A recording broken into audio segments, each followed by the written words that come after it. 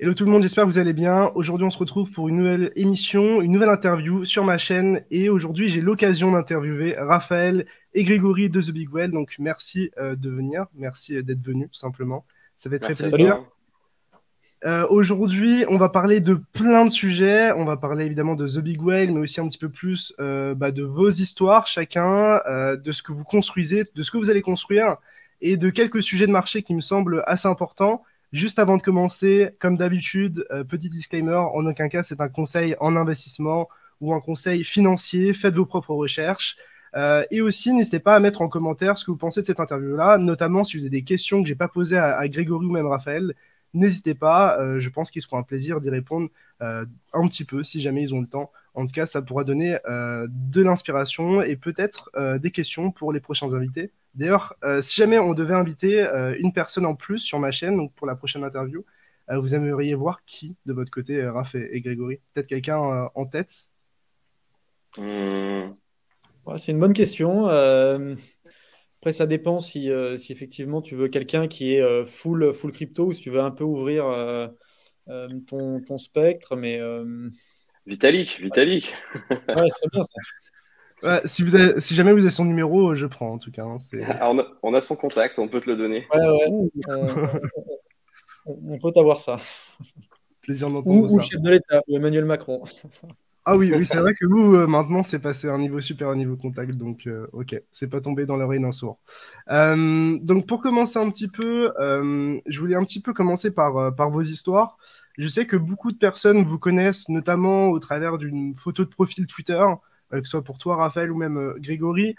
Souvent, on a l'occasion de vous voir passer dans nos timelines sur Twitter avec des tweets autour de l'actualité. Mais on n'a pas forcément l'habitude déjà de un, de voir vos visages, et de deux, hein, de savoir un petit peu d'où vous venez. Donc, si vous deviez, de chacun de votre côté, faire un petit peu une présentation de ce que vous faites, ça pourrait être cool, et surtout un petit peu d'où vous venez chacun. Tu commences, Raph, ou j'y vais? Alors, vas-y, Greg, à toi l'honneur. Donc, ben, moi, c'est Grégory, donc cofondateur et rédacteur en chef de The Big Well. On a lancé il y a à peu près un mois. Précédemment, j'étais à Capital. À Capital, j'y suis resté 5 ans, où j'ai pu développer le podcast 21 millions et la newsletter associée, donc il continue à faire sa propre vie maintenant, mais je n'y suis plus associé. Et donc, c'est pendant 5 ans, j'ai pu suivre toute l'actualité des cryptos. Et donc, j'ai appris en même temps que j'écrivais pendant ces 5 ans. Donc, à la fin, ça donne une petite expertise. Mais j'ai commencé tout simplement dans les cryptos parce que le cours était en train de remonter.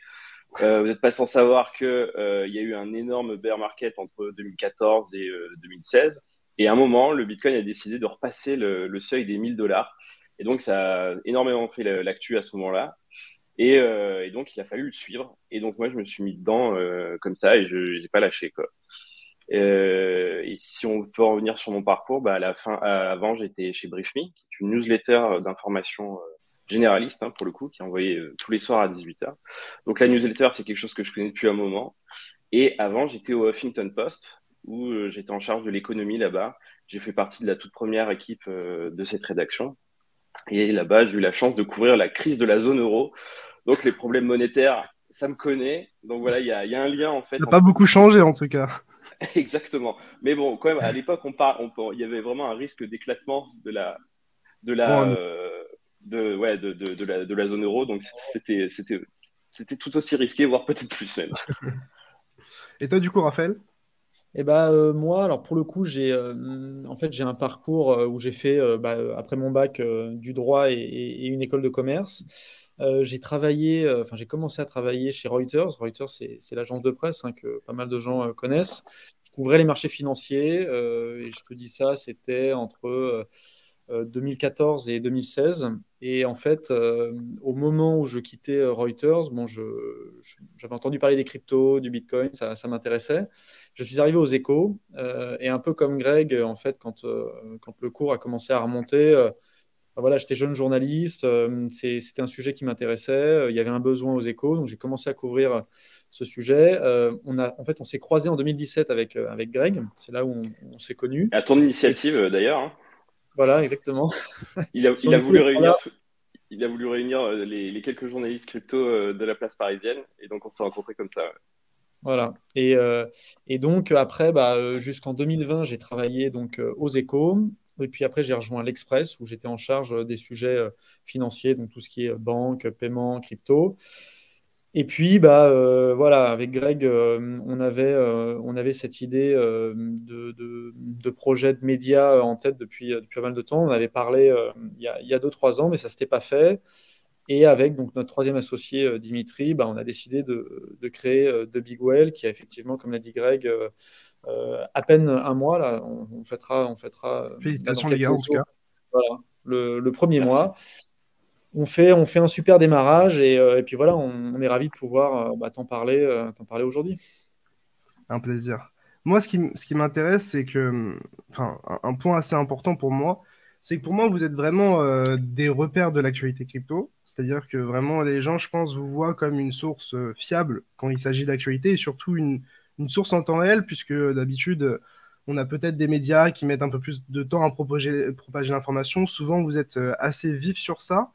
La question sous-jacente pour moi qui arrive, c'est à quel moment vous avez compris que vous vouliez vraiment vous investir dans les cryptos, ou en tout cas que ça allait prendre cette ampleur-là? Parce que du coup, Greg, tu parlais de ça, donc premier gros intérêt en crypto 2015-2016, toi, Raphaël, En fait, peut-être un petit peu plus tardivement. À ce moment-là, en quand vous fait, y êtes intéressé, est-ce que vous compreniez déjà que ça allait être aussi énorme et que vous allez passer autant de temps dedans, ou est-ce que c'était juste de la curiosité? En fait, pour préciser, moi j'ai commencé à traiter le sujet fin 2016, début 2017, mais ma première rencontre avec Bitcoin, c'était en 2013 ou 2014, quand il y a eu un phénomène important dans le cadre de la crise de la zone euro. Chypre était à deux doigts de faire faillite et la zone euro avait proposé un plan de sauvetage, mais ce plan de sauvetage était lié au fait qu'on allait imposer un contrôle d'échange énorme et tout, et du coup les gens ne pouvaient plus retirer leur argent aux Mhm. distributeurs de billets. Et c'est à ce moment-là que des gens proposaient la solution Bitcoin. Et moi, je ne connaissais pas, c'est là que j'ai découvert. Et c'est là que je me suis rendu compte que au lieu d'être un simple objet spéculatif comme on en avait un petit peu entendu parler avant, là, il y avait une vraie fonction. Et après, j'ai lâché un peu le truc, mais en y revenant, tu vois, c'était forcément évident que ce truc allait devenir énorme, quoi. Hmm. Et pour rebondir sur ce que vient de dire Greg, c'est pareil. C'est-à-dire que moi, j'ai entendu parler de Bitcoin en 2013-2014, en fait, pendant que je faisais mes études en école de commerce, parce que, en fait, quand tu travailles sur la finance, immanquablement vient la question du paiement de la monnaie. Et c'est comme ça, je pense qu'avec Greg, en fait, on est entré en contact avec ce sujet. Et puis, enfin, faut quand même se rappeler, hein, 2015-2016, Bitcoin, c'est un sujet qui est ultra confidentiel. Dans les rédactions, il y a peut-être quelques papiers qui sortent comme ça à droite à gauche, hein, quand il y a soit un pic au niveau des prix, soit un crack.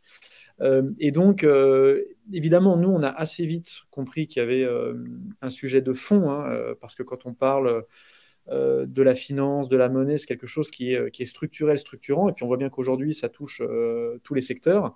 Mais après, il y a aussi le temps médiatique, politique. Et c'est vrai que tu peux avoir toi une intuition en 2016 en te disant ça va être un gros sujet. Mais après, il faut justement le bull run qu'on a connu en 2017 pour que ça valide une première phase.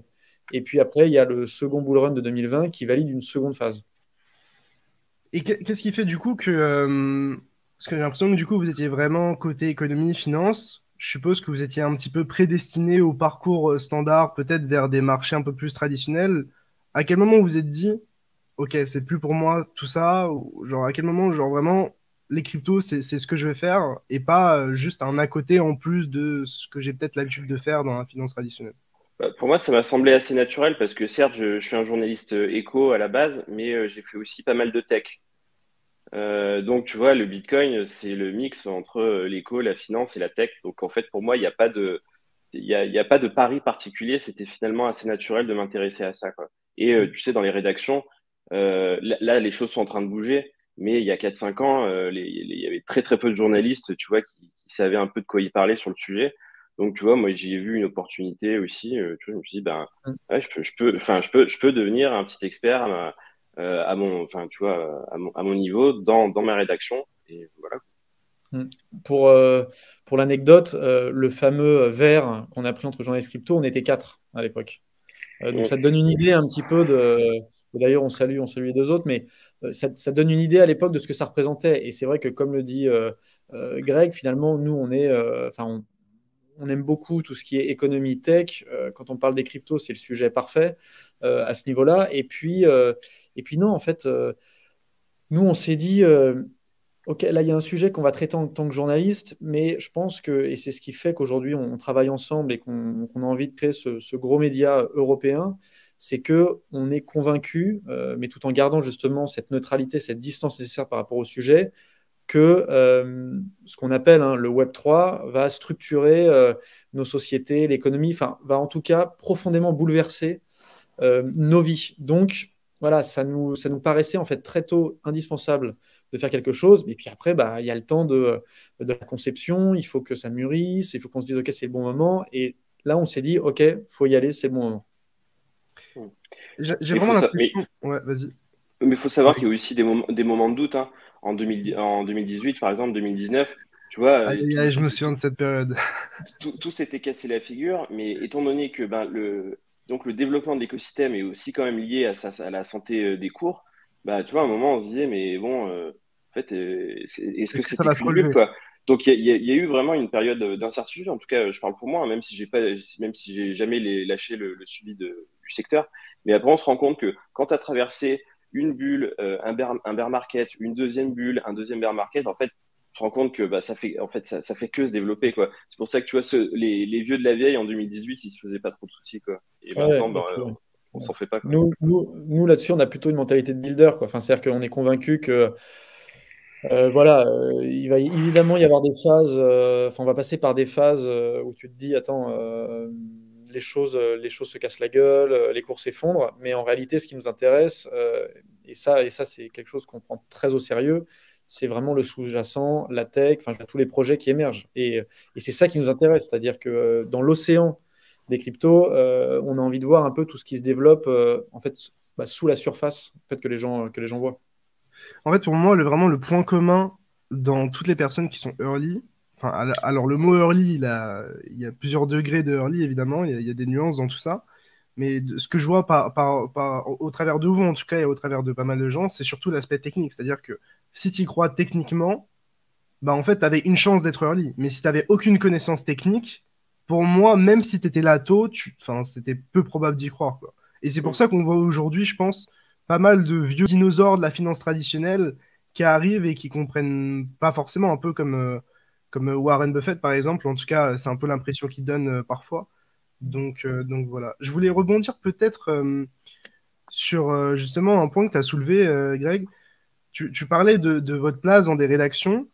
Qu'est-ce que ça fait d'être un peu le nerd de service, d'arriver dans une rédaction où on parle de Bitcoin et que les autres te disent bon bah va jouer là avec tes jouets et puis nous on fait un vrai truc quoi. Bah, Comment tu trouves des alliés dans aujourd'hui, la rédaction? Aujourd'hui, je vois ça avec beaucoup de tendresse, mais sur le moment, c'était pas forcément évident à chaque fois. Mais même avant Bitcoin, j'étais toujours vu un peu comme le nerd, hein. Donc ça a pas trop changé. Mais oui, effectivement, ben il y en a beaucoup qui comprennent pas. Il y a certaines personnes, oui, qui te soutiennent, mais qui sont minoritaires. Mais là aujourd'hui, enfin, il y a plus personne pour dire que c'est qu'une mode et que c'est la monnaie du diable et tout, quoi. Donc moi, je regarde, ouais, je vois ça avec, bah, tu vois, beaucoup de tendresse, quoi, maintenant. Raph, tu partages ça peut-être? Ouais, ouais, non, j'ai vécu un peu la même chose que Greg. Après, c'est aussi ce qui fait notre complémentarité, c'est que je pense que Greg est entre guillemets un peu plus nerd que moi. Euh, et en même temps, bah, effectivement, je me souviens 2016-2017, les premiers papiers quand j'étais aux Échos, forcément.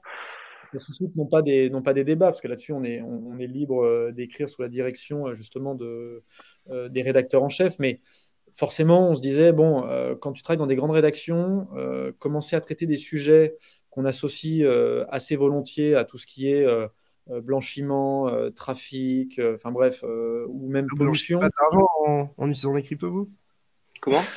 Vous T'as dit blanchissez quoi? pas de l'argent en utilisant les cryptos, vous commettez pas de crime, ouais. Non, non, non, Non, non, non, pas officiellement, hein. mais, non, mais voilà, donc en fait, forcément, au départ, c'était un peu compliqué. C'est-à-dire que tu es jeune journaliste, tu vas traiter un sujet qui est quand même un peu polémique dans l'espace public. Donc forcément, ça réunit voilà, enfin, un contexte qui n'est pas évident. Après, les choses se sont quand même développées tellement vite que finalement, le secteur est devenu légitime. Alors, 2018-2019, c'est vrai que, comme l'a dit Greg, tu te prends C'est un bear dur. market, certains se disent, bon, on vous l'avait quand même dit, enfin, c'est-à-dire que c'est sympa, pendant 12 mois, on s'est amusé, vous avez écrit sur le sujet, mais vous voyez que votre truc a explosé. Et puis bah, il s'est passé ce qui s'est passé en 2020. Il y a eu une reprise du marché dans des conditions hein, qu'on sait exceptionnelles. Et puis Et surtout, Raph, bah, si je peux me permettre, il y a un truc qui s'est passé en 2019 qui a quand même tout changé, c'est la présentation du projet Libra, qui, hmm, même s'il a explosé en vol, c'est le moment où les gens qui riaient des cryptos, en fait, se sont dit, ah ouais, en fait, il y a un truc. Et tu vois, les banques centrales ont pris au sérieux les cryptos à ce moment-là aussi. Et non, moi, dans mon cas personnel, je pense que ma rédaction a changé d'avis sur le sujet à ce moment-là aussi. C'est non, fou. mais tu soulèves un vrai point. Il s'avère que quand j'étais aux Échos, justement, j'ai pas mal couvert en fait la sortie du Libra. À l'époque, j'ai même échangé avec David Marcus, donc, qui portait ce projet et qui a depuis quitté Facebook, qui est devenu Meta.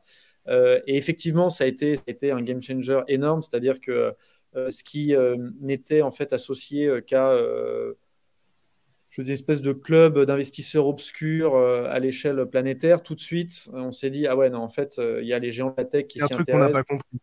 Voilà, Mm. donc en fait, il y a un vrai sujet. Après, on pourra toujours discuter, on aura l'occasion les années qui viennent de revenir sur ce que Facebook et Zuckerberg voulaient faire avec leur monnaie numérique, qui n'est pas en fait une crypto-monnaie. Mais c'est vrai que ça a totalement changé la manière de voir les choses. Et puis donc 2020-2021, nouveau bull market. Et puis surtout, bah, maintenant, on voit, hein, on a des groupes comme Tesla, MicroStrategy, enfin je veux dire, il y a plein d'entreprises qui s'y intéressent. Je ne parle même pas de la vague des NFT. Enfin, tout ça, ce sont des sujets, nous, qu'on couvre avec Greg au quotidien. Mm. On voit qu'aujourd'hui, il n'y a plus de sujet sur la nécessité de couvrir cette thématique.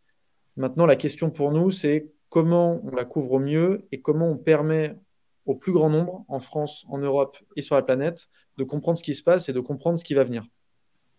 Donc, merci Zuc d'une manière, quoi.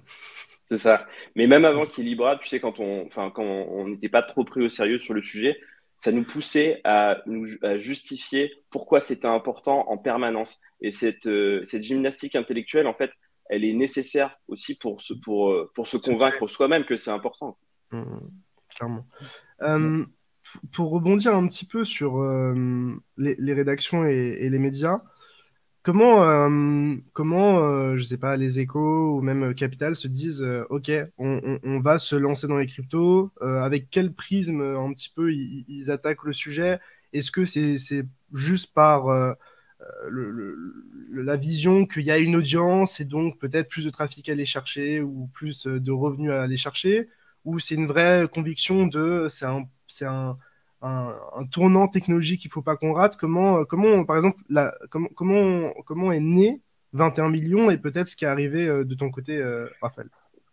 21 millions est né parce qu'il y avait un journaliste qui était spécialisé et qui proposait des choses, en fait. Le 21 millions, c'est moi qui l'ai proposé. On m'a pas dit, tiens, tu vas faire ça. Donc, ça, c'est moi qui l'ai imposé. Euh, mais aujourd'hui, ça continue. Pourquoi? Ben, parce que tout simplement, ben, Ça marche. oui, il y a une audience, oui, ça marche, ça rapporte de l'argent. Mais c'est le cas pour pour toutes les rubriques, pour toutes les thématiques à aborder dans Mhm. tous les journaux, hein. C'est aussi simple que ça. Ouais. Ok. Ouais, et pour rajouter un point là-dessus, que ce soit aux Échos ou à l'Express, ce qui est intéressant, et je pense que Greg, tu as vécu la même chose, c'est que, comment dire, aujourd'hui, globalement, si on schématise, les médias ont tendance à raconter, et ils le font très bien, ce qui se passe, je veux dire, en France, sur la planète.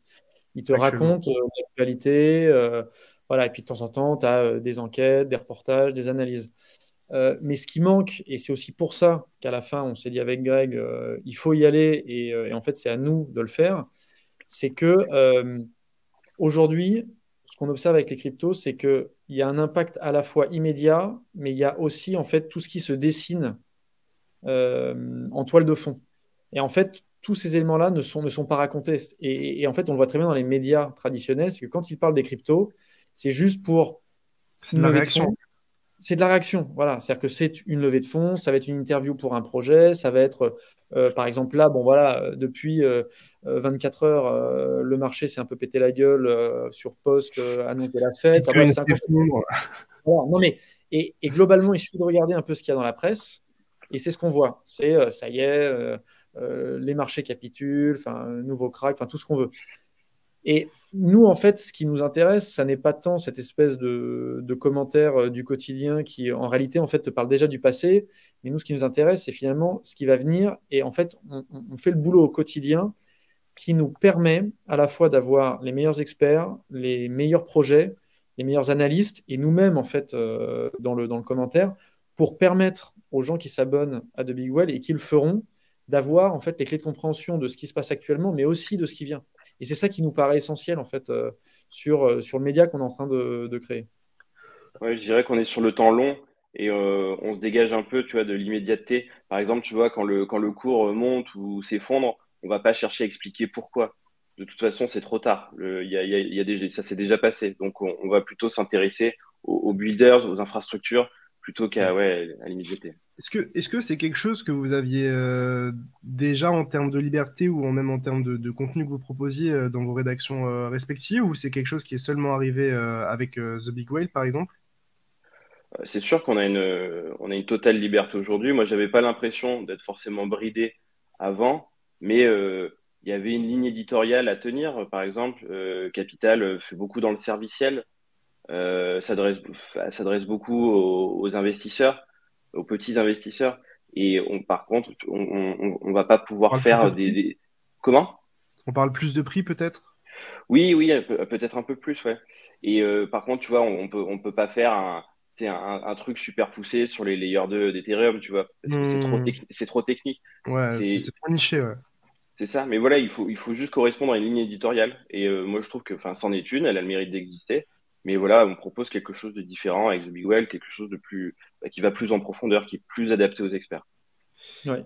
Et, euh, et juste effectivement, enfin, sur notre capacité à écrire ce qu'on veut, totalement d'accord avec Greg. Enfin, je veux dire, globalement, je veux dire, quand tu es dans un média, il y a effectivement enfin, t'as une approche quoi, des sujets, tu sais dans quel magazine tu travailles. Et tant mieux, c'est ce qui fait aussi la pluralité dans la presse.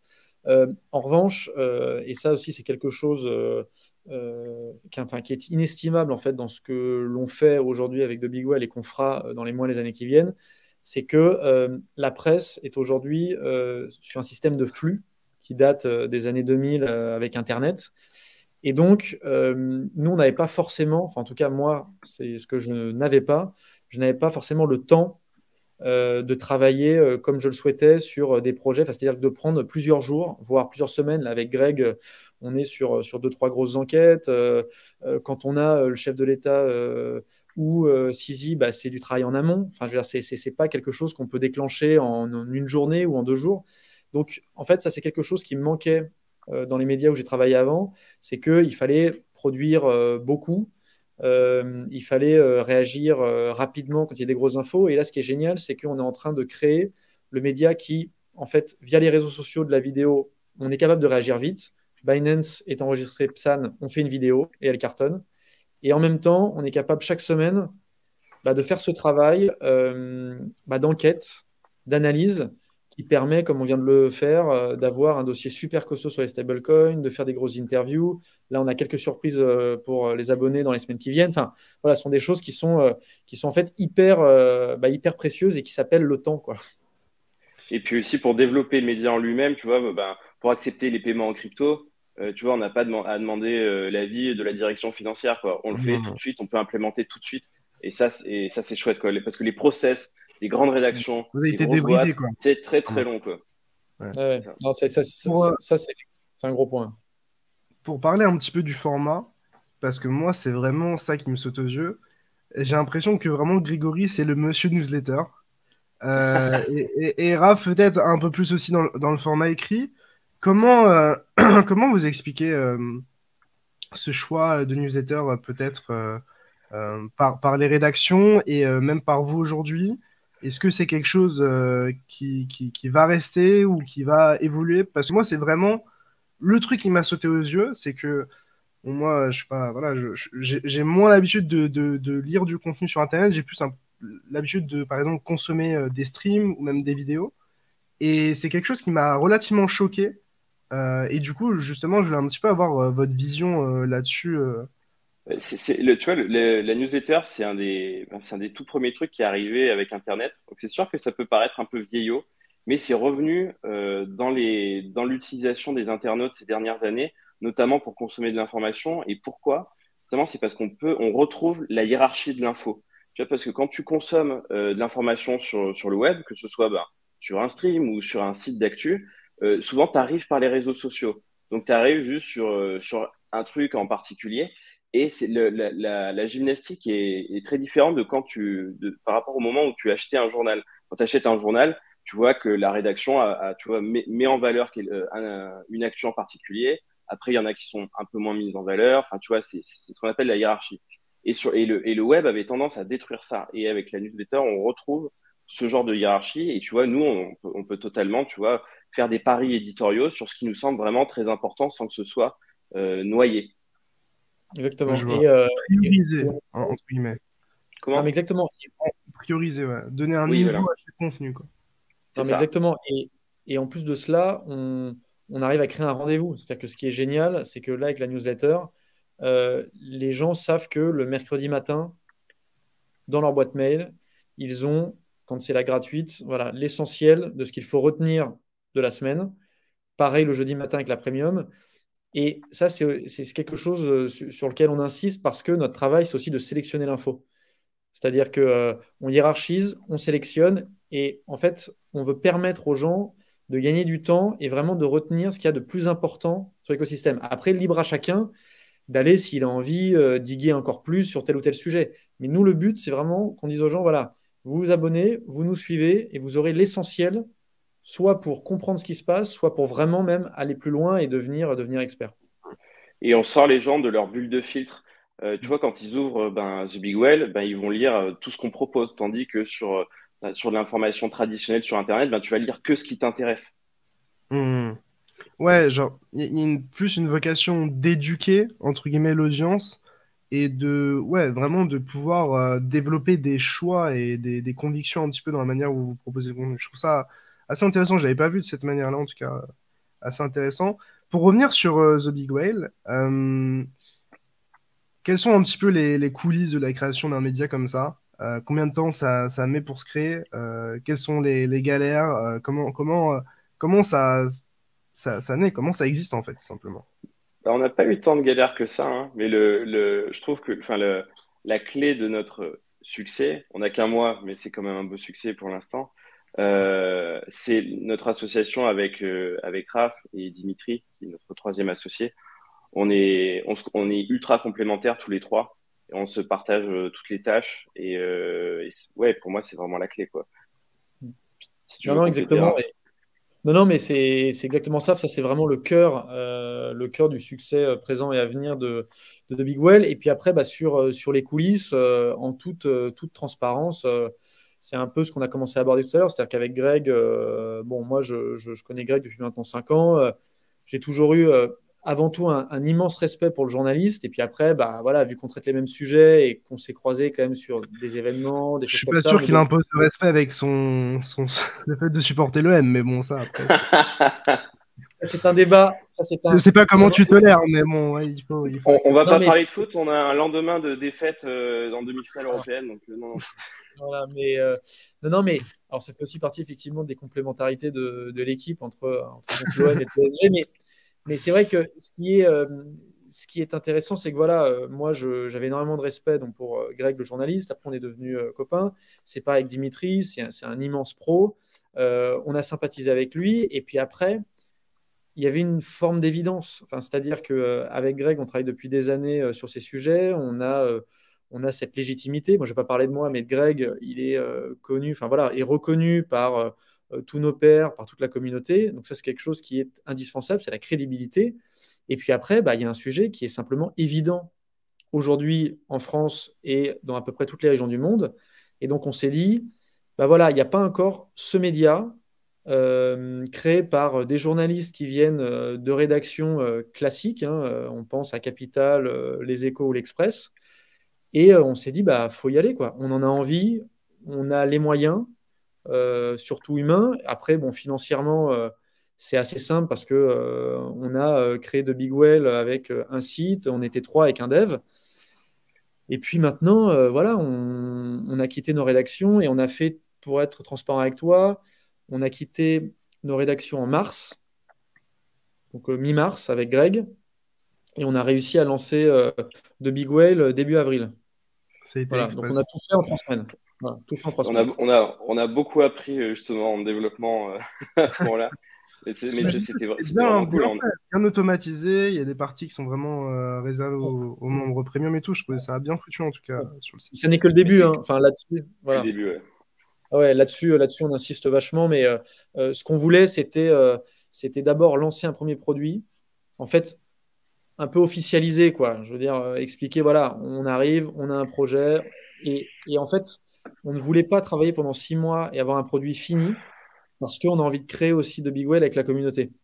Et ça, c'est fondamental. C'est-à-dire que nous, on est éditorialement hyper indépendants. On est des journalistes sans aucun lien avec des projets. On gagne en fait de l'argent via les abonnements.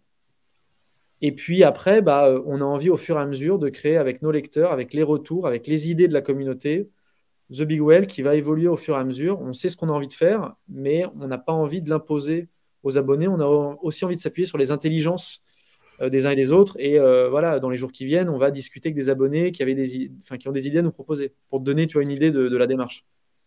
Est-ce que vous avez des inspirations, peut-être des médias d'autres secteurs qui vont vous en inspirer dans la manière dont vous avez procédé sur The Big Whale? Où on a Des plein, et références on a, qui il peuvent y a plein intéresser de, les gens qui il écoutent y a, ou regardent. il y a plein de médias qu'on aime beaucoup, hein, mais enfin, c'est des classiques, hein, mais Bankless aux États-Unis, c'est une référence à mes yeux. Il y a The Defiant aussi. Moi, j'ai vraiment beaucoup de sympathie pour Camilla Russo qui a lancé ce média il y a 2 ans. Elle était quasiment toute seule. Aujourd'hui, c'est une grosse rédaction. Ils font plein de choses. Donc voilà, ouais, Et de blog. ça c'est plutôt mes bonnes. Et il y a The Blog, bien sûr. Il y Ouais. a The Blog, il y a Sifted C'est en Angleterre. Ouais, les références, c'est surtout ça. ouais, c'est ça. C'est ça. Et tu vois, ce qu'on a l'habitude de dire avec Greg quand on nous pose la question de mais est-ce que vous pensez que The Big Well va justement réussir à devenir enfin, un gros média, une référence euh, c'est juste. En fait, il suffit simplement de regarder un peu ce qui se passe aux États-Unis. On a l'habitude de dire que les États-Unis, c'est un petit peu l'Europe 5 ans avant. C'est-à-dire que ce soit au niveau politique, sociétal, économique et donc journalistique, les États-Unis ont toujours un temps d'avance. Et ce qui nous intéresse, c'est de voir que bah, les médias que Greg a justement présentés ont été créés il y a moins de 5 ans. Et en fait, Hmm. nous, on a envie de faire la même chose en Europe parce qu'on sait que ça arrive. Et donc, bah, voilà, les choses vont aller très vite. En tout cas, nos débuts nous montrent qu'il y a une vraie demande. Et maintenant, c'est à nous bah, justement de créer l'équivalent de Block, d'Information, Axios ou de Defiant en Europe. Et ce qui est intéressant, c'est que tous ces médias qu'on cite, ce sont des pure players. Ils ne sont pas rattachés à des grands groupes de presse, enfin, mis à part Sifted, hein. Ouais. Donc, en fait, tu vois, Ah, c'est des ce, ce- challengers, quoi. c'est ça, mais tu vois, ce genre de thématique de pointe assez complexe, je pense que enfin, d'un point de vue journalistique, ça ne peut qu'émerger de pure players pour l'instant. Ouais. Hmm. Pour parler un petit peu de votre contenu, j'ai l'impression que vous traitez énormément tout l'aspect, je dirais, régulation, législation, légale, etc. Peut-être, alors j'ai pas lu toutes les newsletters, peut-être un petit peu moins sur l'analyse fondamentale de certains projets. Est-ce que c'est quelque chose sur lequel je me trompe ou pas? Est-ce que c'est quelque chose qui va évoluer? Et est-ce qu'il y a une raison derrière ça? Est-ce que c'est peut-être la peur de shield des projets, par exemple, donc de mettre en avant des projets malgré vous? Ou Non, pas voilà, du tout. comment... En fait, là, on a parlé beaucoup de régulation, tout simplement parce qu'il y a beaucoup d'actu, en fait. Tu Ouais. vois, Mika, on en parle beaucoup en ce moment. Donc, tu vois, s'il faut en parler, c'est bien maintenant.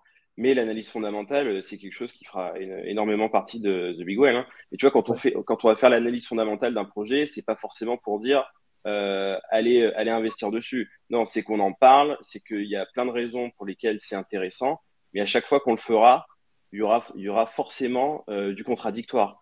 Tu vois, il y aura forcément les critiques du projet. On va pas simplement se contenter de donner les points positifs, ça c'est sûr. Mais on lira beaucoup d'analyses fondamentales, c'est sûr, dans The Big Well. Non, exactement. Exactement. Et Euh, là-dessus, non, juste petite précision quand même qui est importante aussi dans notre démarche, c'est que quand on dit que The Big Well est un média libre et indépendant, c'est que euh, tous les médias sur lesquels on va enfin, pardon, tous les projets sur lesquels on va se pencher, euh, on ne sera pas, enfin, on sera sans lien avec eux. C'est-à-dire qu'on aura vraiment une démarche journalistique, c'est-à-dire que là, dans les semaines qui viennent, on va sortir quelques analyses de projets qu'on a sélectionnés. On n'a aucun lien d'affaires, c'est-à-dire qu'on n'a pas de token, on n'est pas rémunéré et on fait juste notre boulot de journaliste. Et en fait, ce sont nos abonnés qui nous permettent de faire cette analyse, cette recherche via les abonnements.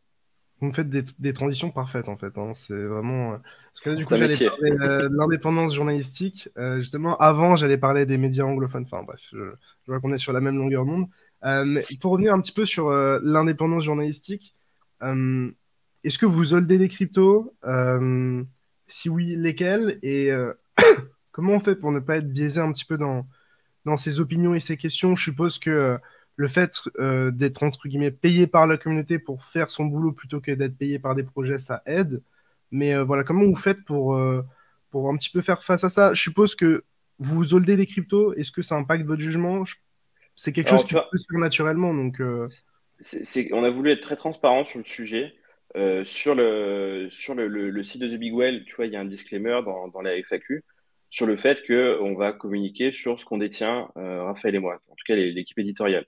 Et tu vois, là, ce jour, tu vois, on renseigne les cryptos qu'on détient d'une valeur d'au moins 1000 euros.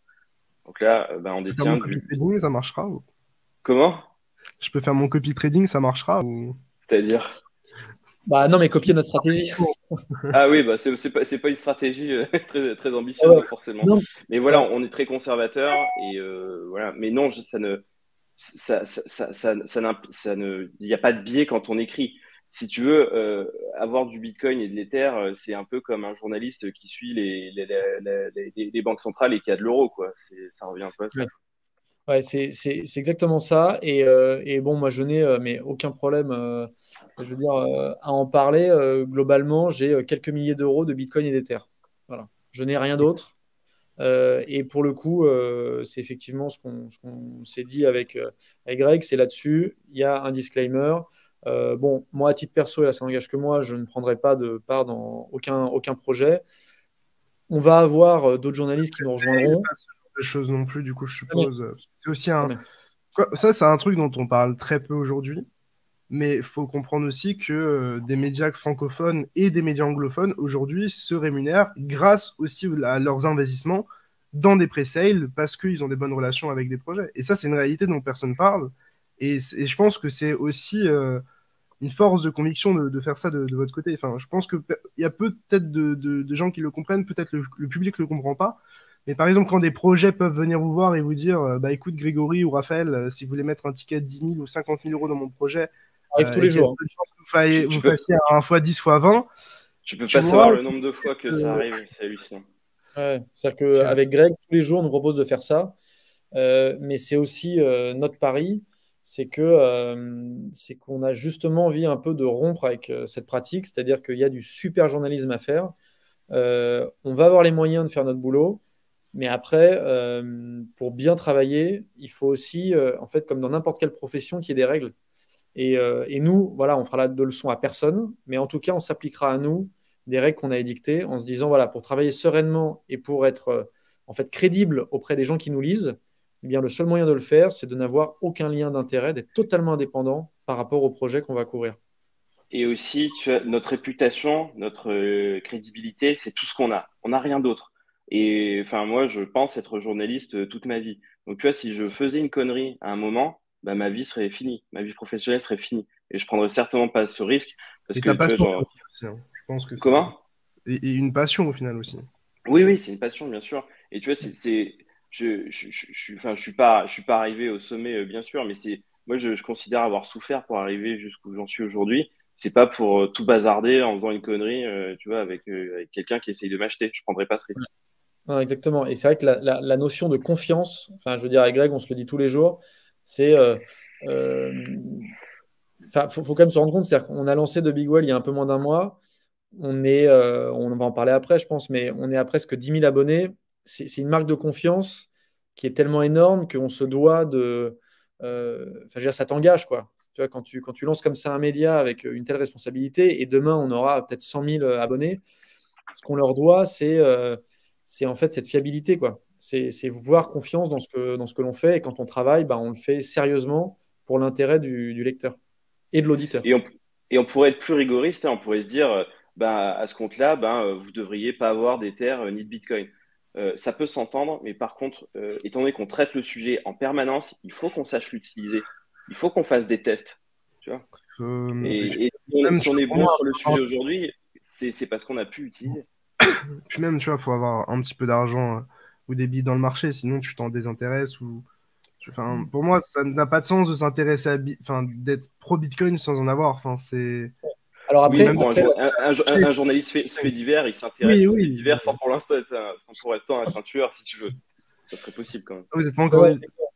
ouais, mais là-dessus, tu soulèves un point, c'est comment dire, nous on a des convictions à titre perso, mais pour le coup, on se garde bien de dire on est Bitcoin maximaliste, pro Bitcoin, on est à fond sur les alts, sur les NFT. Enfin, je veux dire, ce qui nous intéresse, c'est d'informer au mieux les gens. Et comme le dit Greg, il y a un moment donné où juste Bitcoin et Ethereum sont des plateformes incontournables sur lesquelles on se doit en fait un peu d'intervenir. Mais je veux dire, on ne fait pas de trading, on n'est pas en train de.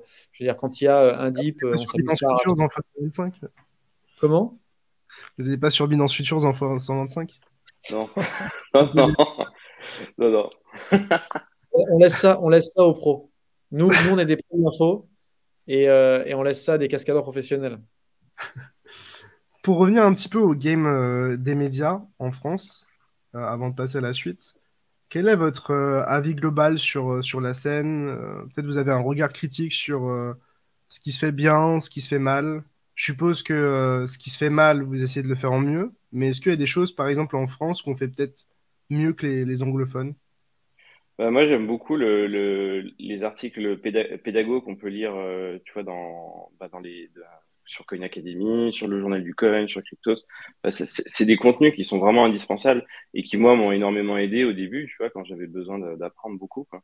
Donc ça, je trouve que c'est vraiment très, très bien. Et je trouve aux États-Unis, il y a moins ça.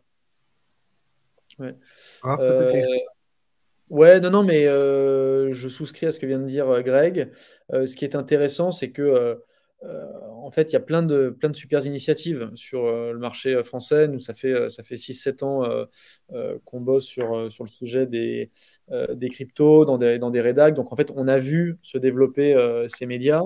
Après, voilà, enfin, on est à la fois, entre guillemets, maintenant bien installé sur le marché. En même temps, on n'est pas, enfin, on n'est personne pour donner des leçons aux autres. Nous, ce qui nous intéresse, c'est en fait de nous focaliser sur bah, ce qu'on a envie de faire avec tout ce qu'on a appris dans des grandes rédactions auprès de grands professionnels. Et donc, voilà, on a envie de mêler en fait une passion avec une exigence professionnelle. Hmm. Et donc, on a surtout en fait envie de créer un média, et d'ailleurs c'est ce qu'on avait dit dans la vidéo où on portait ces magnifiques chemises. On a envie de créer ce média D'accord. unique. Voilà, non mais on a envie de créer ce média unique dans le sens où on est, en fait, aucun autre média ne nous ressemble. C'est-à-dire que on sera jamais la source unique et c'est pas notre but. En revanche, ce qui est intéressant, c'est que on a envie de développer un rapport à notre communauté. On a envie de développer une manière de travailler qui est à la fois hyper pro et en même temps qui est hyper innovante. Et ça, c'est vraiment quelque chose qui nous motive au quotidien, au-delà du sérieux qu'on a sur tous les sujets qu'on traite. C'est on a envie de s'amuser et on a envie de créer un truc avec les lecteurs et pour les lecteurs. Et puis, ça apporte de la pluralité, tout simplement. Là, le fait qu'il y ait plein de nouveaux médias qui se soient lancés ces dernières années, ben, c'est très positif pour le secteur. Et ça démontre tout simplement qu'il y a de l'intérêt, que le marché grossit et que les Français s'y intéressent. Je voulais parler un petit peu aux fondamentalistes que vous êtes. En tout cas, je suppose que vous suivez pas mal de tendances, vous vous intéressez, vous diguez pas mal de choses dans les cryptos. Euh, on voit de nouvelles tendances arriver, les play to earn, les NFT. À quel point vous vous y intéressez et surtout à quel point vous arrivez à vous intéresser de manière assez pointue à ces sujets-là, alors que bah, il y a continuellement enfin, une vague, une marée d'actualités qui arrive, que vous travaillez à côté. Comment vous prenez un petit peu ces tendances et comment vous renseignez par rapport à ça? Alors, le point qui m'intéresse le plus par rapport au NFT, c'est la façon dont les industries traditionnelles s'en emparent. Tu vois, notamment le luxe, c'est hallucinant tout ce qui se passe. Donc, tu vois, je pense que Vous le les voyez premiers. déjà en Comment? action? Ouais, bah ouais, ah ouais, énormément, énormément. Bah, tu vois, on voit passer toutes tu sais, les équipes qui se montent, les investissements qui sont réalisés. Et c'est quelque chose qui, tu vois, pour l'instant, est un peu sous-marin, si on peut continuer sur les métaphores marines. Mais tu vois, ça va pas tarder à exploser. Et je pense que, tu vois, c'est la prochaine étape, ça. Je Ouais. pense pas que c'est uniquement spéculatif, qu'ils se disent Il y a un, j'ai un gros paquet d'argent à aller chercher pour peu de temps Non, passé. non, non, honnêtement, c'est pas que spéculatif. Et comme le dit très bien Greg, c'est-à-dire que, je veux dire, c'est comme n'importe quelle tendance, enfin, je veux dire, émergente. Quand ça boom, comme ça a boomé là, ces 18 derniers mois sur la sphère NFT, bah, ça attire le meilleur comme le pire. Donc, il y en a qui sont là uniquement pour la dimension spéculative. Et puis, bon, bah voilà, amusez-vous. Certains vont faire des petites fortunes, d'autres prendre des raclées. Et puis après, il y a nous, ce qui nous intéresse le plus, c'est effectivement bah, ce qui se passe en fait dans l'océan, quoi. En gros, tout ce qui va remonter au fur et à mesure à la surface, ça, on a envie de le capter. Et pour répondre à ta question sur, parce que quand tu as commencé, tu as dit, bon, comment vous faites pour vous intéresser, enfin, pour suivre en fait tout ce qui se passe? Bah, en fait, on a la chance de pouvoir travailler au quotidien sur ces sujets. Et c'est pour ça qu'on a une forte valeur ajoutée. C'est que nous, notre métier, et c'est la raison pour laquelle les gens s'abonnent, c'est qu'on va passer la journée pour essayer de les informer au mieux. Je me C'est-à-dire dis que, qu'il y a tellement de choses, c'est pour ça que, tu vois, des fois, non, mais je me c'est dis sûr, comment on fait pour pallier c'est à tout sûr. ça, quoi. Non, mais là-dessus, tu as totalement raison. Mais c'est aussi ce qui fait notre force avec Greg, c'est que quand ça fait 7 ans que tu es sur le sujet, à la fin, tu as ce qu'on appelle un truc qui est assez précieux pour un journaliste, qui s'appelle un carnet d'adresses, un carnet de sources. Et en gros, il y a aussi plein de gens qui, en fait, parce qu'on a une super relation avec eux, nous tiennent informés en fait de ce qui se De passe. ce qui se passe. Voilà. Et donc en gros, nous, on s'amuse à dire, on est deux whales parce que voilà, de big whale. Mais en fait, des whales, il y en a un peu partout, quoi. Des gens qui nous aident à sourcer de l'info.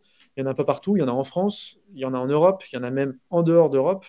Et ça fait partie de la dimension communautaire et sur laquelle on a vraiment capitalisé. Et sur moi, à titre perso aussi, ce qui m'intéresse beaucoup sur les NFT, c'est de voir que là, on a connu une grosse phase autour des collectibles. Enfin, il y a vraiment la dimension je collectionne des choses rares. Ce qui va être intéressant, et ça rejoint un peu ce que Greg a mentionné, c'est qu'on va aussi connaître une phase après celle de je collectionne, euh, Utilité. celle de en fait les NFT d'usage. Enfin, on va le voir avec les entreprises et c'est-à-dire que ce ne sera pas que sur voilà, le collectible. On va être sur, bah, en fait, on va vous faire des places, des accès, des choses comme ça. Donc, ce sont évidemment des NFT, donc ils sont uniques, mais dans leur manière, en fait, qu'on aura de les conserver, de les utiliser, là, tu vas avoir un boom. Et pour nous, c'est un peu la deuxième phase. Je et pense c'est qu'on. pas tant qu'ils coûteront cher, mais ils seront hyper utiles. Il va y avoir des changements de philosophie dans la façon dont on invente les systèmes informatiques pour s'identifier, par exemple. Je pense qu'on commence déjà à le voir d'ailleurs. Par exemple, sur OpenSea, on le voit de plus en plus.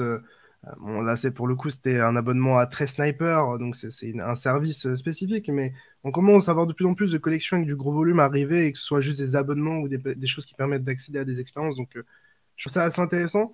Moi, ce qui me surprend, enfin, c'est assez marrant de dire ça, c'est que vous preniez les NFT sérieusement.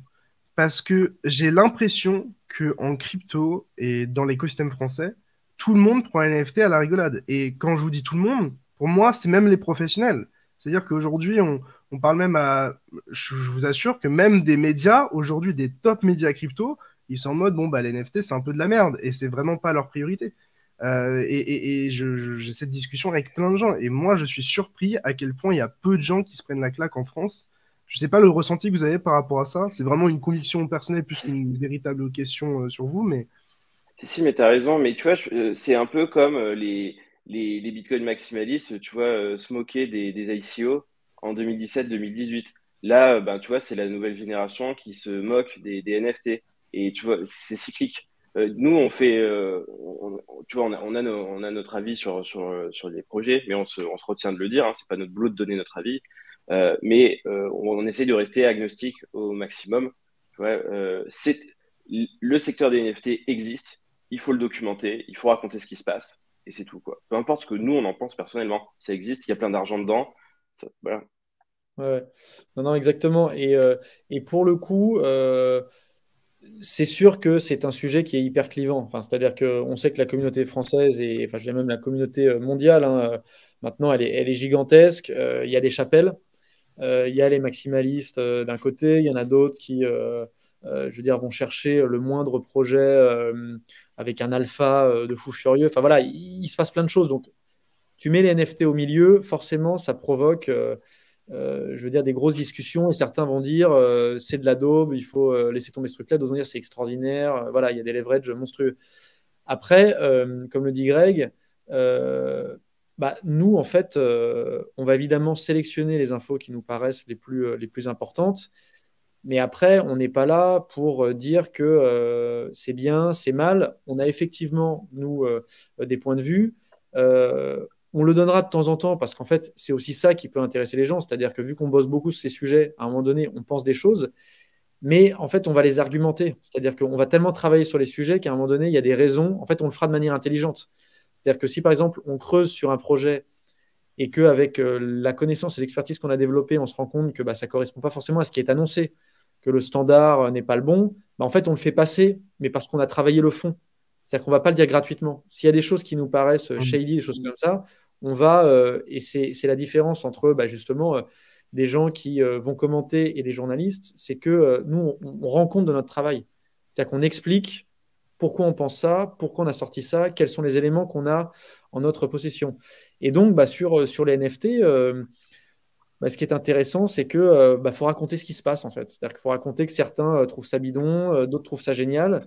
Et puis, il ne faut pas non plus perdre de vue un truc. Et ça, c'est ce qui aussi nous intéresse dans notre démarche, c'est que on va certes s'adresser à des gens qui connaissent très bien ce sujet, mais notre but, et c'est pour ça qu'on a développé la newsletter gratuite, c'est qu'on a envie en fait de s'adresser quand même au plus grand nombre. Et le plus grand nombre, et ça, je pense qu'on sera tous les trois d'accord pour le dire, bah, il y en a beaucoup qui sont arrivés par le prisme des NFT. hmm. Il ne faut pas juste leur dire, en fait, les gars, vous n'avez rien compris. Ce qu'on doit simplement faire, c'est leur dire, OK, bah, les NFT, c'est ça, mais il y a plein d'autres choses. Et en fait, c'est via The Big Whale et via une newsletter gratuite qu'ils vont bah, se familiariser avec tous ces sujets et après bah, aller plonger plus loin dans l'océan, quoi. Mais Et exemple concret, l'analogie avec les ICO, je trouve, elle est vraiment importante. Tu vois, sur les ICO, il y en a 95% de pourris, dans les 5%, il y a quelques joyaux qui vont émerger. Ben, tu vois, par exemple, AV, c'est exceptionnel, AV, eh bien, ça vient d'une ICO. Et regarde, Ethereum. dans les NFT, c'est pareil. Oui, Ethereum, la première des ICO. mais ouais, moi ce qui me choque, alors après encore une fois, c'est mon avis biaisé. Moi, je ne suis pas un journaliste, donc bon. Mais, euh, mais, mais, mais par exemple, Artefact, qui se fait racheter par Nike et qui sortent les premières chaussures virtuelles, les premières sneakers virtuelles, mais ça me paraît fou que genre personne n'en ait parlé en France, hein. Même pas un média traditionnel. Enfin, il y a peu de médias traditionnels qui en ont parlé. Peut-être que vous en avez parlé, mais moi, ça m'a choqué, quoi. J'ai été. Ouais. Moi, j'ai eu l'occasion d'échanger là-dessus sur les dernières fois que je suis passé sur BFM avec John Carr. Ok. Effectivement, oui, c'est assez dingue. Par contre, tu vois, le fait juste de le sortir, pour moi, ça suffit pas, tu vois, à faire un traitement, tu vois, dans du Big Well, par exemple.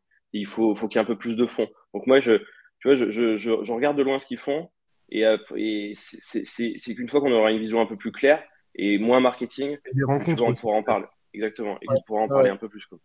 Juste mini insiste parce que ça fait partie des sujets qu'on va traiter hein, sur les NFT. Alors, est-ce qu'on fera un dossier spécial sur tout NFT ou alors est-ce qu'on va, on s'en réfléchit beaucoup avec Greg, sur plutôt thématiser la chose parce qu'il y a tellement de choses à raconter que c'est pas évident. Mais juste quand même pour te donner une petite idée, et ça on a commencé à bosser avec Greg dessus, si Nike s'est positionné sur Artefact, c'est quand même avant tout pour une raison qui peut se comprendre d'un point de vue industriel, c'est que Nike qui fabrique donc ces baskets et est le premier équipementier sportif au monde, a une empreinte carbone qui est gigantesque. Pourquoi? Parce que pour produire leurs baskets, eh ben, ils consomment une quantité astronomique de plastoc et de flotte. Et donc, imaginez justement d'avoir un studio comme Artefact leur permet en fait de continuer leur business, mais sans, enfin du moins en ayant une empreinte carbone moins importante parce qu'il n'y a pas le produit physique, mais il y a le produit numérique. Et ça fait partie justement des sujets sur lesquels avec Greg, on a envie en fait d'apporter de la rationalité. C'est-à-dire que Nike, ce sont des mecs hyper smart, ils savent très bien ce qu'ils font. Et l'acquisition d'Artefact, de notre point de vue, c'est l'équivalent de Zuckerberg qui met la main sur Instagram en 2012. Ou 2010, je ne sais plus exactement quelle année, mais c'est une acquisition qui est structurante pour eux. Et en fait, Artefact va peut-être devenir l'une des pépites de Nike parce qu'ils vont se positionner sur en fait, les 20 prochaines années avec on continue de vendre des choses via des NFT. Mais par contre, on n'a pas l'empreinte carbone qu'on a en Asie parce qu'on crée des dizaines de millions de chaussures par an, quoi. Moi, j'attends de voir la façon dont ça va s'intégrer dans les métavers et tout, puisque pour l'instant, tu vois, ça reste assez modeste quand même. Clairement. Enfin, de toute façon, c'est un sujet tellement intéressant. Moi, ça m'a complètement matrixé, honnêtement, les gars. Je suis dedans, je suis mordu maintenant. Du coup, pour rebondir un petit peu, et vu qu'on arrive à la fin de cette interview, il nous reste peu de temps, je voulais en profiter pour quand même accélérer et traiter deux, trois sujets qui me semblaient vraiment croustillants. Comment on prépare une interview de CZ et de Emmanuel Macron? Comment on arrive à avoir ce genre d'interview? Quelles sont un petit peu les coulisses de ce genre de choses? Parce qu'on parle quand même de l'interview du CEO de la plus grosse plateforme d'échange de crypto au monde. On parle du président de la République française. Bon, voilà, est-ce que le prochain sera, je sais pas qui vous avez interviewé, est-ce que Joe Biden ou il y a du lourd. Satoshi. Comment ça se matérialise, comment ça arrive? Tu sais, il n'y a pas de secret, hein. Pour des grosses interviews comme ça, ben, ça se prépare des semaines en avance. Tu vois, c'est notamment avec un président de la République. Tu vois, il faut et tu vois quand on juste après lui dire. Oui, voilà, c'est ça. Et tu vois quand on l'a sondé, tu vois, le The Big One n'était pas encore lancé. Et tu vois, on a dû dire que c'était pour un nouveau média. Donc comment ça s'est passé? Ben tu vois, c'est notre crédibilité journalistique parce qu'on était connus, tu vois, par ces équipes qui a fait que tu vois, ils ont accepté, par exemple. Pour Binance, bon, on est là pour le coup, on les connaît bien, donc c'était plus classique. Mais voilà. Non, c'est exactement ça. C'est que voilà, on a quand même un petit historique, quoi. C'est-à-dire que quand ça fait 7, 8, 10 ans que tu bosses dans la presse, tu as un réseau, tu as une légitimité et ce qu'on leur a dit, c'est que voilà, on a envie de faire des grosses interviews et que ce soit Sisi ou Emmanuel Macron, il y a un moment donné, ils se disent OK, on a en face de nous des journalistes sérieux qui ont une certaine réputation. Et effectivement, on leur a posé les questions qu'on avait envie de leur poser. Et surtout, on va refaire l'exercice, on espère assez vite avec eux. Et avec plein d'autres personnalités importantes, parce que c'est aussi là où on a quelque chose à apporter. Et vraiment dans la ligne de The Big Well, c'est de proposer régulièrement des grandes interviews de leaders internationaux ou politiques sur ces sujets-là. Ce serait top, honnêtement, parce que la plupart du temps, il y a souvent un grand silence et au final, on ne sait pas vraiment ce qu'ils pensent. Ouais, c'est toujours flou, c'est toujours une sorte de silence flottant qui n'amène jamais vraiment d'informations ou des spéculations. Et je trouve ça bien d'en parler. Pour parler un petit peu des conférences, je sais que vous participez pas mal à des conférences, à des événements, etc. Quel est un petit peu votre avis critique sur ce qui se passe? J'ai l'impression qu'il y a aussi beaucoup de conférences qui sont très chères pour les néophytes. Il y en a aussi beaucoup qui sont qui sont pas forcément voués aux néophytes. Si demain je devais m'intéresser aux conférences, par quoi je commence et quel est votre avis critique un petit peu sur ce qui se fait en ce moment? Bah, la conférence parfaite pour les néophytes, vraiment, c'est Surfing Bitcoin, je trouve. Les tarifs sont relativement OK. C'est en français. L'ambiance est bonne, les gens sont accessibles. Pour quelqu'un qui nous écoute et qui a pas encore fait de conférence, c'est celle-là, ouais, vraiment. Donc, tu vois, Ouais, il y a la Paris Blockchain Week, le Paris Blockchain Week Summit qui est bien, mais qui est plutôt réservé aux professionnels. Et du coup, tu vois, ça se traduit bien sûr dans le prix du ticket d'entrée. Mais on n'y va pas pour les mêmes raisons. ouais, non, non, exactement. Exactement, c'est ces événements. Après, il y a plein de choses, hein, et c'est vrai que là, je veux dire, toutes les 2 semaines, avec Greg, on nous propose maintenant les événements. C'est-à-dire que ça s'est totalement démocratisé et il y en a au moins un par mois, enfin costaud, costaud en France et surtout à Paris. Après, ouais, c'est compliqué parce que justement, en parlant de Paris, il y a la plupart des événements qui ont lieu dans la capitale et justement, bah, nous. On verra ce qu'on va faire avec The Big Well, mais on a aussi envie de bouger en France et en Europe. Alors, est-ce qu'on fera des confs en dehors de Paris, même à l'étranger? Enfin voilà, on réfléchit à plein de choses. On n'a même pas un mois. On va vite, mais on veut faire les choses bien. Donc voilà, il faudra compter sur nous. On va être partenaire de plusieurs événements là, dans les mois qui viennent. Mais on compte bien aussi peut-être nous-mêmes faire des événements réservés à nos abonnés, ouverts. Voilà, on réfléchit à plein de choses.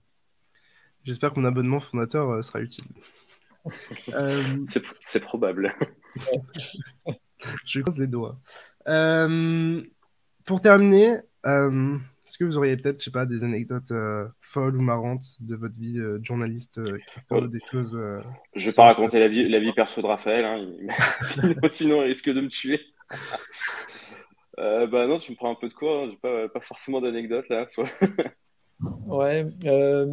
Non, franchement, des anecdotes un peu dingues. Peut-être, allez, ouais, peut-être deux choses, mais bon, qui sont pas forcément incroyables, mais un échange de mails avec Marc Karpelles il y a maintenant quelques années. Euh, enfin, à l'époque, j'étais aux Échos et finalement, on l'a eu hein, en interview aux Échos. Et on avait récupéré son adresse mail, je sais même plus comment. Et en fait, quand il nous a répondu, on pensait que c'était une connerie. Enfin, c'est-à-dire que c'était pas Fake. lui. Et voilà. Et jusqu'au bout, on s'est dit, bah non, en fait, on se fait avoir. Et non, non, c'était bien lui. Et puis sinon, franchement, je pense que moi, l'échange le plus intéressant que j'ai eu, alors ça va peut-être paraître paradoxal, mais ouais, l'échange le plus passionnant que j'ai eu jusqu'à présent, c'était avec David Marcus, donc en 2019. Donc David Marcus, c'est celui qui a porté le projet de Libra à l'époque pour Facebook. Et c'est quelqu'un qui, en fait, peut un peu ressembler à ce que nous, on a envie de faire, dans le sens où il vient de l'économie traditionnelle, enfin le paiement classique, PayPal, Messenger, après Facebook. Et en même temps, c'est quelqu'un qui a tout compris en fait de l'industrie crypto. Et c'est d'ailleurs pour ça qu'il a en fait quitté il y a maintenant 6 mois Meta. Et nous, avec Greg, on pense bien qu'il va se lancer dans cette industrie crypto. Et c'est quelqu'un qui a ouais, parfaitement compris que dans les 20 prochaines années, ça va être un changement, mais radical. Et il a une vision super intéressante de ce qui se passe en fait à l'échelle mondiale. Et on a hâte de pouvoir l'interviewer et de pouvoir offrir ça à notre communauté. Et Mm. donc en soi, que les gens devraient peut-être plus suivre les personnalités que les projets parce que c'est eux qui amènent peut-être des choses intéressantes. Si je suis fan, enfin peut-être plus intéressé aux équipes fondatrices et suivre ce qu'elles Ouais, font, les liens que ça peut bah, avoir avec certains projets. complètement. Bah, moi, enfin, je vais surprendre personne, mais quand j'ai pu interviewer Vitalik, enfin, tu vois, il y avait plein de choses tu vois, qui me faisaient pas percuter sur Ethereum avant. Et lui, il a ce don pour remettre, si tu me pardonneras Le l'expression, mais contexte. l'église au Ouais. milieu du village. Et il m'a expliqué, mais tout, tu vois, tu vois, en 45 minutes. Et c'était vraiment, vraiment passionnant. Et d'ailleurs, il devrait prochainement faire son retour dans nos pages. Mm. Incroyable. Euh, pour terminer, est-ce que vous auriez des choses, des petits insights, des petits alphas à partager aux gens qui ont regardé ce podcast d'ailleurs ou cette vidéo tout simplement? N'hésitez pas à en donner. Je remercie d'ailleurs les gens qui sont restés là jusqu'au bout. Merci à tout le monde. Ouais. Merci à Petit tous. insight, abonnez-vous à The Big Well. Non, bah déjà effectivement, ça c'est pour le coup en termes d'alpha, on va dire journalistique, de Big Well, c'est quelque chose. Après, non sur les insights, bah, à la limite, ce qu'on peut recommander à tout le monde, c'est parce que nous avec Greg, on en tire les fruits au quotidien, c'est Dior, quoi. Enfin, je veux dire, globalement, c'est de s'appuyer à la fois sur les meilleurs journalistes, mais en même temps ne pas perdre de vue qu'il est indispensable aussi de bosser, de regarder un peu les projets. Tu parlais justement de ceux qui portent des projets. Bah, c'est intéressant de s'intéresser justement à leur parcours, ce qu'ils disent, leur vision, parce que de temps en temps, on peut perdre un peu de vue des choses aussi essentielles que l'équipe et la vision qu'elle a de Big Well, dirigée par d'autres personnes que Dimitri, Greg et moi, ça serait un autre Big Well, quoi. C'est-à-dire que ça pourrait être le même produit, mais on n'aurait pas forcément la même vision, la même exigence. Donc voilà, je pense que ça, c'est un truc essentiel. Après, comme on te l'a dit, nous, on n'est pas là pour porter des projets en particulier. Voilà, notre conviction, c'est qu'il y a plein de choses en France incroyables et en Europe plus globalement, et qu'on espère effectivement dans les années qui viennent que les choses vont continuer à se développer et que bah, nous, voilà, on sera présent partout, qu'il y aura plein de choses à raconter. Et pour ajouter un autre point sur ce que tu disais, il y a énormément de compétences en France, et on peut accéder vraiment facilement à des gens qui sont mais vraiment des brutes de savoir dans l'univers du Web3. Et tu vois, il faut pas hésiter à aller les contacter sur Twitter. Et la plupart des gens sont très accessibles, quoi. Tout le monde est tellement accessible, c'est fou en fait. C'est dingue, c'est dingue. Faut avoir un peu de culot et de compétences et le monde s'ouvre à vous quoi, en quelque chose, je trouve. Ouais, Exactement. Et, exactement. c'est- et ça, c'est un point que, tu vois, en tant que journaliste, tu vois, dans l'univers de la finance et tout, bah, c'est pas du tout comme ça. Bien Et clairement. là vraiment, c'était un vrai changement, ouais, quand je suis tombé dans cet univers. Bon bah écoutez les gars, merci beaucoup pour votre temps. Vraiment, ça m'a fait plaisir que vous répondiez positivement à cette invitation Merci à et toi. content qu'on ait pu discuter un petit peu de tout ça. Parce que j'avoue qu'il y avait plein de points qui moi m'intéressaient particulièrement et j'espère qu'ils auront intéressé les gens qui ont regardé cette vidéo-là. Où est-ce qu'on peut vous retrouver? TheBigWell.io, c'est ça? Exactement. Vos Twitter perso, ou je sais pas si vous avez d'autres réseaux. Principalement cela. Et, Mm. voilà, mais on commence à développer Instagram, voilà, et bientôt TikTok Ouais, pour The Big LinkedIn, Well. Mais voilà. Mais ça va monter en régime. J'attends de voir ça. stay tuned. Ça marche. Bah écoutez, merci beaucoup les gars et j'espère qu'on se retrouvera très bientôt. Merci à toutes les personnes qui sont restées jusqu'au bout et je vous invite évidemment à les suivre sur leur réseau. À très vite. Tchuss. Merci beaucoup. Salut!